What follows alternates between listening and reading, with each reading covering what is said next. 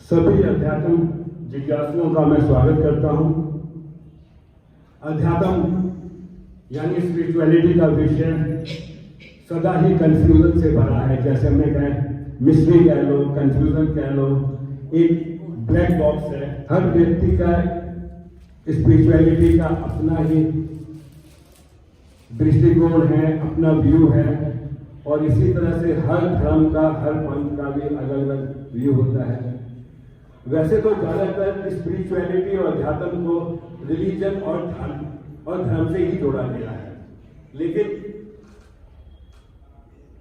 मेरे विचार से स्पिरिचुअलिटी और धर्म अलग अलग होनी चाहिए। बाकी हम अभी सुनेंगे हर ज्ञानी का अपना अपना क्या इस बारे में उनका व्यू है। बाकी नाम शरीर का है, आत्मिक नाम तो भी ढूंढ रहे हैं अपना, जो कि है ही नहीं। तो इन्होंने रजनीश जी ने शरीर का नाम बताया है, आत्मिक नाम की तलाश जारी है। आप ही की तरह मैं भी उस रास्ते पर चलने वाला एक छोटा सा कण हूँ परमात्मा का। समतावाद एक पंथ है, पंथ तो नहीं कहेंगे, इसको मैं एक्सप्लेन कर सकता हूँ, डिटेल में बाद में करूँगा। ये एक डोरी है जो अलग अलग फूलों को पिरोती है एक साथ। उसमें जो भी हमारे धर्म पंथ हैं वो सब इस समता के आधार पर ही है। और समतावाद से मेरा परिचय नया नहीं है। मेरी माता जी खाना बनाते समय जब वैसे कुछ और काम कर रहे हैं, आटा गूंथ रहे हैं, कुछ और काम कर रहे हैं, तो इसके श्लोक मंत्र पढ़ते थे, शब्द पढ़ते थे। तो शायद वो उसके रास्ते हमारे खून में आ गया। उनका किताब तो आपको पता ही है कितना होता है। उसके हिसाब से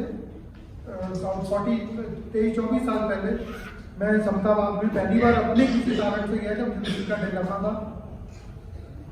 ऐसे लग रहा था जैसे मेरी जिंदगी की किताब सामने से कोई पढ़ रहा है, खुली कर खोल कर, और उसका जवाब भी मुझे वहां से मिल गया। उसके बाद मुझे कहीं जाने की जरूरत नहीं पड़ी। ये छोटा सा मेरा परिचय है। 24 साल से मैं इस रास्ते पर मैं कहूँगा प्रयासरत हूँ। धन्यवाद राकेश भाटिया जी। यानी जसविंदर सिंह जी से निवेदन करेंगे। प्यारे भाइयों और बहनों, आप सबको मेरा सादर प्रणाम। जब मैं पैदा हुआ था तो मेरा कोई नाम नहीं था। शायद आपका भी कोई नाम ना रहा हो। शायद वही एक ऐसी अवस्था है जो हम सबको एक कर देती है। समाज ने मेरा नाम जसविंदर सिंह रख दिया, उस नाम से जाना गया। हमारे भाई साहब ने बहुत सुंदर अपना परिचय दिया, मैं उनकी एक एक वाक्य से सहमत हूं। वही परिचय मेरा है।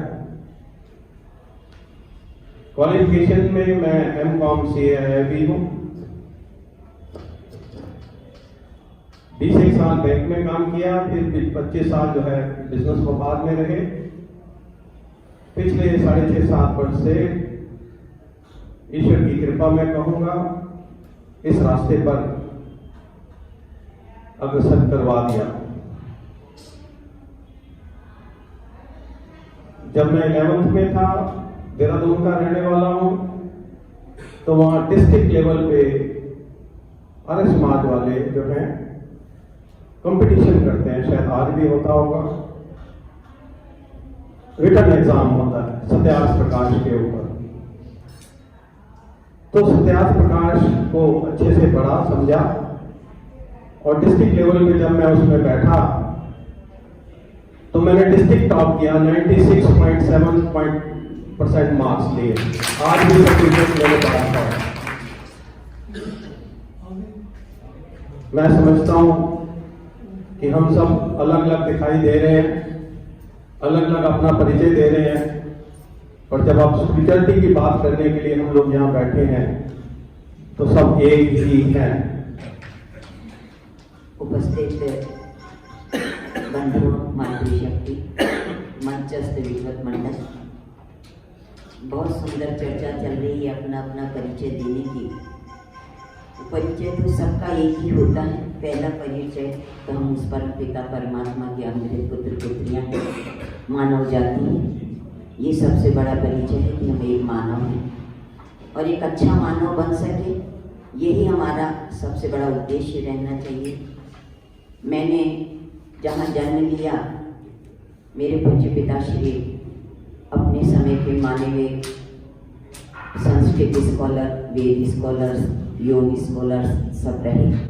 उनके परिवार में उनके यहाँ मैंने जन्म लिया, इसलिए वो बातें जैसे कहते हैं ना बचपन, वो जो रक्त में मिली हुई हैं वो मेरे उसी ने मुझे यहाँ तक पहुँचाया है। अपना पूरा जीवन संपूर्ण तरह से अच्छी तरह से व्यतीत करके सारे आश्रमों से होते हुए, जैसा ऋषि ने कहा, अब चौथे आश्रम संन्यास 13 साल पूर्व मैंने सारा घर गृहस्थी छोड़ के संन्यास आश्रम लिया है और परमपिता परमात्मा के आशीर्वाद से देश विदेशों के अंदर वैदिक धर्म का प्रचार करती हूँ। मेरा नाम पहले उज्ज्वला रखा था मेरे पिताश्री ने, फिर संन्यास के बाद हमारे स्वामी जी ने मेरा नाम साध्वी उत्तमायती रखा। यही बहुत बढ़िया। अब मैं निवेदन करूंगा आत्मज्ञानी प्रमोद अग्रवाल जी से। प्रमोद अग्रवाल जी से मेरा 73 से परिचय रहा है, 46 साल से हम इकट्ठे हैं। तो अब मैं प्रमोद अग्रवाल जी से। सबसे पहले तो जैसे भाटिया जी ने शुरुआत की, बहुत ही अच्छी परिचय की। परिचय तो वास्तव में इस मनोशरीर यंत्र का ही हम दे सकते हैं, जो वास्तव में हम हैं। ना तो उसका कोई नाम है, ना कोई रूप है, ना कोई भी उसके ट्रेड्स ही नहीं है, कोई भी क्वालिटी ही नहीं है। वो निराकार, निरूप, निर्गुण हम सब वास्तव में हैं। इस मनोशरीर यंत्र की बात करें तो 73 में BC से इंजीनियरिंग शुरू की, 78 में इंजीनियरिंग की, कैरियर ज्वाइन किया। अच्छा कैरियर मिला कंप्यूटर लाइन में, पर बहुत जल्दी ही ये समझ में आने शुरू हो गया है कि ये भौतिक सुख जो है पूरी सुख नहीं दे पाते। हुआ क्या कि बहुत जल्दी काफी इच्छाएं पूरी हो गई, जितने सपने देखे थे लगभग सारे पूरे होते चले गए, पर उसके बाद भी लगा कि इसमें सुख का लेवल नहीं बढ़ रहा है। तो तलाश जारी हुई उस सुख की, ऐसा कोई सुख हो सकता है। तभी अध्यात्म की कहीं इंट्रोडक्शन हुई 25-30 साल पहले, तब से उसके अंदर उस सुख की झलक मिलनी शुरू हुई।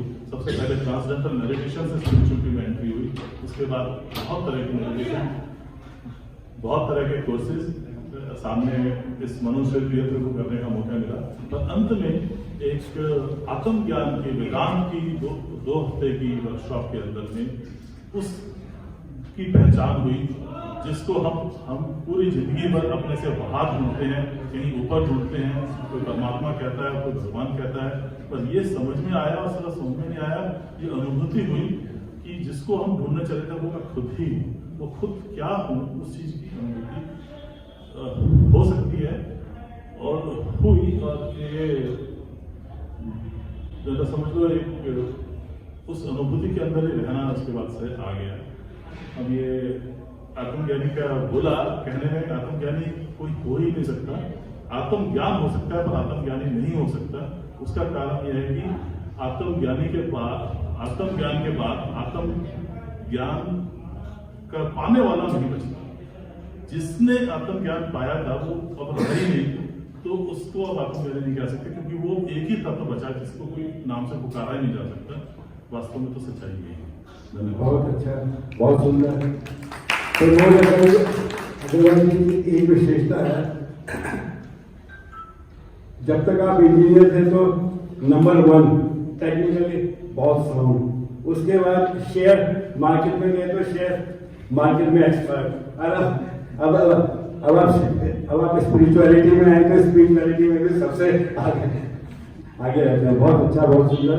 अब हम सुधीर राज सिंह जी जो बौद्ध धर्म को अपनाया है और बौद्ध धर्म पर प्रकाश डालेंगे, अपना परिचय देंगे। सुधीर राज सिंह। सभी बहन भाइयों को नमस्कार। नमस्कार पुराना शब्द है, नमस्कार बात का शब्द है। तो पाली भाषा जो कि थोड़े से शब्दों की है, तो उसमें नमस्कार बोलते हैं। नमस्कार का मतलब है नम्र करता हूँ या नम्र करने का कार्य करता हूँ, नम्र होता हूँ, यानी नम्र होता हूँ आपके साथ। इसको बाद में नमस्कार कहते हैं, नमस्ते भी बोलते हैं। तीनों का मतलब ये। मैं यहाँ जो आपने बुलाया है, बार बार आप बौद्ध धर्म बोलेंगे, बुद्धिस्ट बोलेंगे, बुद्धिस्ट बोलेंगे, तीनों में से मैं कुछ नहीं। कोई ऐसा कहता है तो वो अभी धम्म को जानता नहीं है, बुद्ध धर्म को जानता नहीं है या बुद्ध की फिलॉसफी को नहीं जानता है। बुद्ध ने कभी नहीं कहा कि उसकी पूरी फिलॉसफी का नाम है या जो उसने बताया है उसको बुद्धिज्म बोलेंगे या बुद्ध धर्म बोलेंगे। अपने जीते जी तो उसने सिर्फ एक धम्मिक शब्द का इस्तेमाल किया। धम्मिक मतलब नेचुरल, जो नेचर पे चलता है, धर्मों पे चलता है। पाली भाषा पुरानी भाषा में धर्म बोलते हैं। बाद में आधा मैं हट गया तो रह लग गया। पुरानी भाषा में आधा नहीं मिलेगा आपको कहीं, बाद की भाषाओं में आधा समय मिलता है। तो धर्म है, आप धर्म क्या कह सकते हैं। बुद्ध ने दिया है या बुद्ध ने बताया है, मगर नेचर से लेके बताया है उसने, अपना नाम तो कहीं दिया नहीं। हमारे परिवार में छूट होती है, हमारा परिवार किसी भी पंथ को या किसी भी चीज को या किसी भी ऐसे ज्ञान को बच्चों पे लादता नहीं है। हम पैदाइशी किसी भी चीज में नहीं होते, यानी जब हमारे परिवार में कोई बच्चा पैदा होता है तो हम उसको सिर्फ एजुकेशन और हम उसे कहते हैं कि जब तुम 30, 35, 40 के हो जाओ किस लायक, क्योंकि 30, 35, 40 तो उसे होश ही नहीं रहता कि उसे करना क्या है, कुछ कैरियर है, कुछ खाना पीना, शादी ब्याह, बच्चे। 40 के बाद जब हड्डियाँ वड्डियाँ थोड़ी सी कमजोर होनी शुरू हो जाती हैं, थोड़ा सा चेहरे का पानी वानी कम होना शुरू हो जाता है, तो उसको फिर जरूरत पड़ती है कहीं कोई शांति वांति मिले। तो हमारे यहाँ चूज कर सकता है, चॉइस कर सकता है कि वो सबको देखे, पूरे जीवन में देखे और जो उसे अच्छा लगता है वो फिलॉसफी को अडॉप्ट करे और कभी भी बदल सकता है, कभी भी जा सकता है। और वो हमेशा सीकर्स रहता है, यानी खोल की ढूंढता रहता है कि और अच्छा मिले, कुछ अच्छा मिले, कुछ अच्छा मिले जो उसे बता सके और जिसको वो अनुभव कर सके। मेरे फादर ने भी मेरे को छूट दी और उन्होंने सभी चीज़ों को देखने का, मैं आज भी देखता रहता है कौन सा मुझे अच्छा मिलेगा, कौन सा जो मुझे बेस्ट मिल जाए, मुझे कोई दिक्कत नहीं है कि कैसे दूसरे के जम जाए, मगर वो मेरे लिए अच्छा होना चाहिए, मेरे देश के लिए अच्छा होना चाहिए, मेरे विश्व के लिए अच्छा होना चाहिए, तो मुझे कोई दिक्कत नहीं है। और उसमें से कुछ पार्ट भी अच्छा है तो भी मैं अडॉप्ट कर लेता हूँ, सारा अच्छा है तो बेहतर है, और अगर कोई खराब पार्ट है तो उसे छोड़ देता। मेरा नाम सुधीर दास सिंह है, रोजी रोटी के लिए मैं इंजीनियर हूँ, बाकी कॉमन आदमी हूँ और धर्म के बारे में थोड़ा थोड़ा सा जानता हूँ, अनुभव भी किया हुआ। अशोक भाई ने, क्योंकि हमारी बात होती रहती है, अशोक भाई यहाँ बैठे हुए हैं, उन्होंने धर्म के लिए मेरा नाम प्रपोज किया, मैं उनका आभारी हूँ, आप सबका आभारी हूँ। बहुत अच्छा, बहुत बढ़िया सुधीर जी। अब चैतरथ जी सनातन धर्म का दृष्टिकोण रखेंगे। चैतरथ जी अपना परिचय करें। सभी बहनों और भाइयों को मेरा नमस्कार। मैं एयरफोर्स में था और रिटायर्ड एज विंग कमांडर। 1990 में मैंने एयरफोर्स छोड़ दी थी और 1981 से मैंने बुक पढ़ी थी, कमेंट्री ऑन गीता बाय स्वामी चिदभवानंदा। ये 1000 पेजेस की बुक थी। उस बुक ने मेरे को बहुत प्रभावित किया। तो मैं तब से through prayer, meditation and at present being all the time in the consciousness of God, ईश्वर के साथ 24 घंटे मैं जुड़ा रहता हूँ। उसकी पावर, उसकी विजडम, उसकी शक्ति जो भी है ये आप में से बहेगी। उसके through it is just like कि आप एक बिजली का प्लग जो है कनेक्ट कर देते हो तो बिजली आप जो है बल्ब को जला देती है। इसी प्रकार जब आप ईश्वर के साथ जुड़ जाते हो तो उसकी जो शक्तियां हैं वो सारी आप में फ्लो होनी शुरू हो जाती है। ईश्वर आपको गाइड करता है, आपने क्या करना है, क्या नहीं करना। तो ये सारी चीजें जान के मैं तब से 40 साल से जुड़ा हुआ हूं ईश्वर के साथ। In between if you ask me frankly, मैं ज्यादा नहीं करता कुछ भी चीजें, जैसे मंदिर जाना, गुरुद्वारे जाना या किसी और धर्म स्थान पे जाना या प्लेसेस ऑफ वर्शिप पे जाना। मुझे ऐसे लगता है वो चीजें स्टार्ट में होती हैं, शुरू में आप जाते हो, आपका ध्यान उधर लगे, लेकिन बाद में जब आप ये महसूस कर लेते हो कि वो तो आपके अंदर ही बैठा है, आपको कहीं जाने की जरूरत नहीं है, फिर आप उसके साथ जुड़े रहते हो। आप घर में भी देखोगे कि जब आप घर में ईश्वर के साथ जुड़े रहते हो, कोई आप बात कहने लगते हो अपनी बीवी को या हस्बैंड को, तो आपको अंदर से आवाज आएगी, वो ये चीज नहीं लाइक करेगा तो आपने ये नहीं बोलना। तो आपके घर का एटमॉस्फेयर भी सारा अच्छा हो जाता है, आपको लोग रिस्पेक्ट देते हैं। इसी दो तरह की रिस्पेक्ट होती है, एक तो होती है कि वर्ल्डली रिस्पेक्ट, हम कहते हैं कि भाई ये बंदा स्टेटस की वजह से इसकी रिस्पेक्ट देते हैं, एज की वजह से हम रिस्पेक्ट देते हैं। दूसरी रिस्पेक्ट होती है कि ये बंदा ईश्वर के साथ जुड़ा हुआ है, ये इंसान जो है ये कभी धोखा नहीं किसी को देता और वो उसके ऊपर लोग ट्रस्ट करते हैं। तो ईश्वर की ग्रेस लेने के लिए आप ईश्वर के साथ जुड़े रहोगे। ईश्वर लव्स दोज पीपल जो कि उसकी क्रिएशन को जो लुक आफ्टर करते हैं, ईश्वर भी उनको लुक आफ्टर करता है ऐसे लोगों को। तो ये सारी चीजें, मेरा लाइफ का यही पर्पस है कि जो मेरे को ज्ञान है, मैंने 50-60 बुक्स तकरीबन पढ़ी हुई है। 2 बुक्स मैंने खुद की लिखी हुई हैं, एक बुक मैं लेके आया हूँ अभी, few copies I have got it. दोनों बुक्स इंग्लिश में हैं, everyone is gifted, few discover it. एक ये पहली किताब थी, दूसरी है ब्लिसफुल लिविंग। ये बुक्स मार्केट में नहीं है, मैं अपनी ओन छपवाई है, तो मैं खुद ही डिस्ट्रीब्यूट करता हूँ जहाँ मैं देखता हूँ कि भाई ये लोग क्या बात है। तो इस प्रकार से मैं ईश्वर के साथ जुड़ा रहता हूँ और मैं ये फील करता हूँ जो ज्ञान मेरे को है वो मैं लोगों में बांटूं।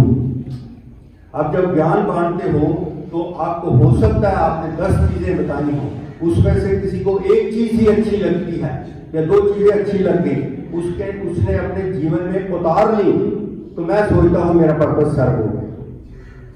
जब मैं ये चीजें बांटता हूँ, बुक्स बांटता हूँ, मुझे पता है अगर मैंने 100 बुक्स बांटी है तो हो सकता है लोगों को इंटरेस्ट नहीं होता है चीजों में, हो सकता है 20-30 उसमें से लोग पढ़े, और हो सकता है 20-30 जो पढ़ेंगे हो सकता है उसमें से 10 लोग जो है उस चीज को अपने जीवन के अंदर लाए और उनका जीवन जो है चेंज हो जाए। तो ये मेरा पर्पस ऑफ लाइफ है एट दिस टाइम। और मैं आपसे ये रिक्वेस्ट करता हूं कि आप जितना भी, देखो हम सब लोग सुनने जाते हैं, लेडीज भी जेंट्स भी सब सुनने जाते हैं, बहुत से लेक्चर हम सुनते रहते हैं, लेकिन उस लेक्चर को जो आपने ग्रहण किया, जिस चीज के ऊपर आप कन्विंस होते हो, उसको आप अपने जीवन के अंदर कितना उसको लाते हो, उतारते हो, उस चीज से ही आपको फायदा होगा। बहुत सुंदर। सिर्फ सुनने से ये चीजें